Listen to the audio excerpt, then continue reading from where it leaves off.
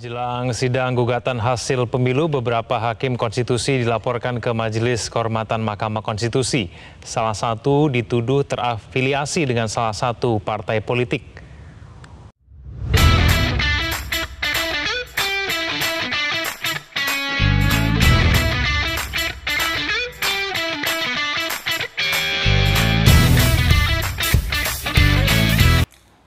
Assalamualaikum warahmatullahi wabarakatuh. Salam sejahtera bagi kita semua. Salam Om Swastiastu, Namo Buddhaya, salam kebajikan.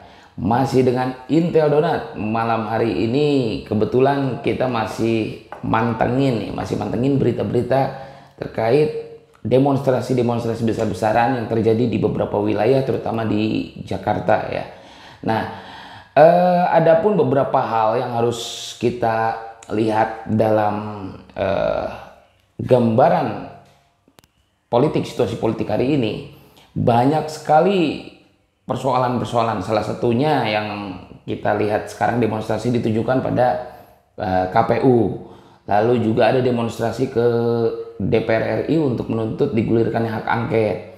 Ada juga yang masih mempersoalkan tentang Mahkamah Konstitusi. Bagaimana kinerja Mahkamah Konstitusi ini dipertanyakan. Nah, kalau kita lihat dari beberapa waktu ke belakang, berita-berita dari media-media mainstream tetap memberitakan persoalan tentang Mahkamah Konstitusi, di mana Mahkamah Konstitusi dengan kontroversial meloloskan salah satu cawapres dari salah satu paslon ya, yang kita sebut dengan si anak emas, anak presiden Gibran Rakabuming Raka, yang diloloskan oleh Mahkamah Konstitusi, yang kebetulan di dalamnya ada pamannya, siapa? Anwar Usman ya. Oke, kalau kita berbicara tentang Mahkamah Konstitusi ya, kita bisa menarik dulu sejarah ya, bagaimana Mahkamah Konstitusi ini lahir gitu. Nah, kalau kita lihat di Indonesia, Mahkamah Konstitusi ini lahir hasil dari agenda reformasi. Berarti Mahkamah Konstitusi ini masih tetap menjadi anak kandung reformasi. Untuk apa? Untuk menjaga segala sesuatu yang berkaitan tentang hukum, undang-undang, dan regulasi ini tidak menabrak undang-undang dasar dan juga konstitusi gitu.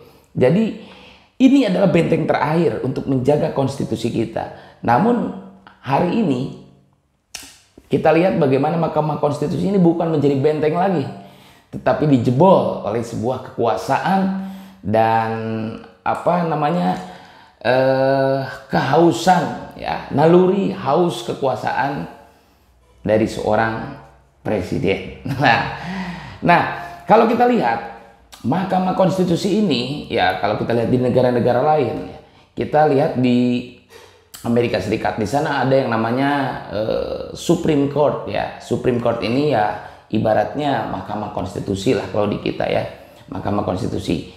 Kasus pertamanya dulu tentang kasus antara persengketaan tentang Marbury dan Madison. Kapan atau siapa sih pencetusnya Mahkamah Konstitusi itu? Kalau kita lihat dari sejarah, Mahkamah Konstitusi ini lahir dari sebuah pemikiran seorang filsuf dan juga seorang pakar hukum asal Austria, Hans Kelsen ya. Nah, beliaulah yang mencetuskan tentang teori ataupun teori tentang lembaga hukum yang memang bertugas untuk menguji satu peraturan konstitusional atau tidak, menubruk konstitusi atau tidak. Nah, itu Hans Kelsen dulu dari Australia kebetulan yang memang mencetuskan lembaga konstitusi itu. Nah, lalu kalau kita lihat di Indonesia hari ini, konstitusi kita yang digawangi oleh Mahkamah Konstitusi dicederai oleh aktor-aktor politik yang haus kekuasaan. Hari ini kita lihat bagaimana Mahkamah Konstitusi tempat kita menyandarkan harapan-harapan tentang keadilan, tempat menyandarkan harapan-harapan tentang bagaimana negara ini mampu berjalan pada relnya. Namun hari ini kita melihat Mahkamah Konstitusi tidak seperti demikian.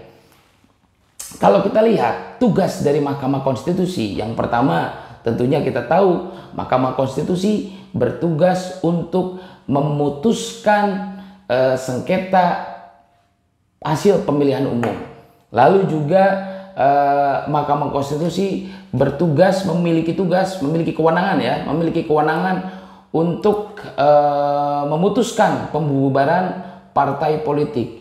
Lalu juga Mahkamah Konstitusi memiliki tugas juga untuk menguji satu aturan undang-undang bertentangan dengan undang-undang dasar atau tidak. Nah, itu yang dinamakan judicial review.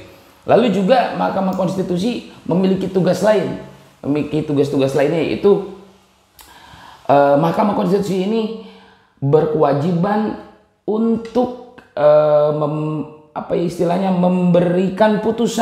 memberikan putusan yang disampaikan atau yang dibahas di DPR terkait dugaan pelanggaran yang dilakukan presiden dan wakil presiden.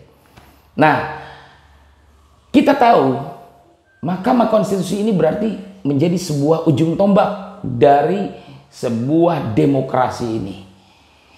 Mahkamah Konstitusi yang harusnya menjaga sebuah demokrasi, kehidupan demokrasi ini, hari ini justru dicederai dengan adanya Anwar Usman. Kalau kita lihat ya kemarin, bahkan kalau kita lihat kelakuannya itu, pamannya Gibran itu, dia itu sidangnya cepat untuk memutus Gibran lolos atau pantas menjadi wakil presiden atau tidak, padahal usianya masih bocil. Itu sidangnya cepat itu. Nah, apakah dengan melihat kondisi demikian itu masyarakat atau rakyat kita akan percaya lagi pada lembaga yang sebenarnya kita harapkan menjadi lembaga yang independen, lembaga yudikatif yang bersih? Karena apa? Karena Mahkamah Konstitusi ini adalah badan atau lembaga yang menjadi tangan Tuhan. Ya, jadi yang memutus segala sesuatu yang berkaitan tentang hukum, tentunya ada regulasi dalam hal ini, undang-undang dan regulasi.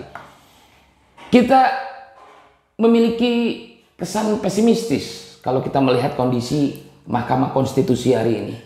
Bagaimana hal-hal kotor dilakukan oleh salah satu hakim, bahkan bukan salah satu dan berkawan itu beberapa hakim di Mahkamah Konstitusi. Demi apa?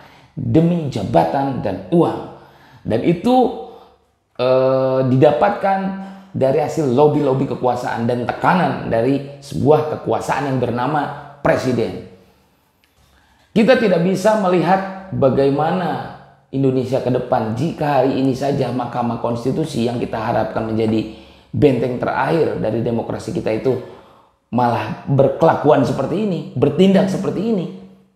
Kita tidak bisa berpikir dan tidak bisa berharap apa-apa lagi. Namun tetap masih ada upaya-upaya yang harus kita lakukan untuk tetap menjaga Mahkamah Konstitusi ini menjadi mahkamah atau badan lembaga yudikatif yang benar-benar bersih. Kita jaga demokrasi ini. Kalau kita lihat di beberapa waktu ke belakang ada ulah lagi dari Mahkamah Konstitusi. Ulah dari dua orang ya. Jadi begini, dua orang hakim dari Mahkamah Konstitusi ya, terkena dissenting opinion. Dissenting opinion itu adalah perbedaan sikap dari hasil keputusan Ketua Mahkamah Konstitusi. Kenapa dua orang itu? Kalau kita lihat, dua orang itu adalah orang jujur. Dua orang itu adalah dua orang yang tidak mau lembaga yudikatif ini dirusak. Mereka berdua sudah muak sepertinya dengan apa yang dilakukan oleh penguasa, melakukan penekanan dan intervensi terhadap Mahkamah Konstitusi, sebuah lembaga yudikatif yang seharusnya independen. Dua hakim ini akhirnya melakukan dissenting opinion yang kemudian dilaporkan oleh hakim-hakim lainnya ke MK. Nah, kita hari ini dihadapkan dengan kondisi yang demikian runyamnya, di mana hari ini konstitusi kita yang digawangi oleh Mahkamah Konstitusi harus terlibat, saling dorong, saling sikut, dan juga saling laporkan ya di internal Mahkamah Konstitusi. Dan di waktu yang bersamaan kita menghadapi adanya sengketa hasil penghitungan suara, hasil pemilu ya. Mau seperti apa? Apakah hasilnya nanti akan sesuai dengan harapan, sesuai dengan real apa yang ada dalam konstitusi kita atau tidak? Kecil harapan saya dapat memberikan kepercayaan terhadap Mahkamah Konstitusi hari ini, di mana Mahkamah Konstitusi hari ini sudah kotor dan mungkin sulit bagi hakim-hakimnya nanti untuk membersihkan kembali Mahkamah Konstitusi. Dan kita jangan berhenti berupaya, tetap berjuang dan tetap jaga demokrasi kita ini tanpa ataupun dengan Mahkamah Konstitusi. Itu saja mungkin info dari Intel Donat malam hari ini. Terima kasih, semoga bermanfaat. Wassalamualaikum warahmatullahi wabarakatuh.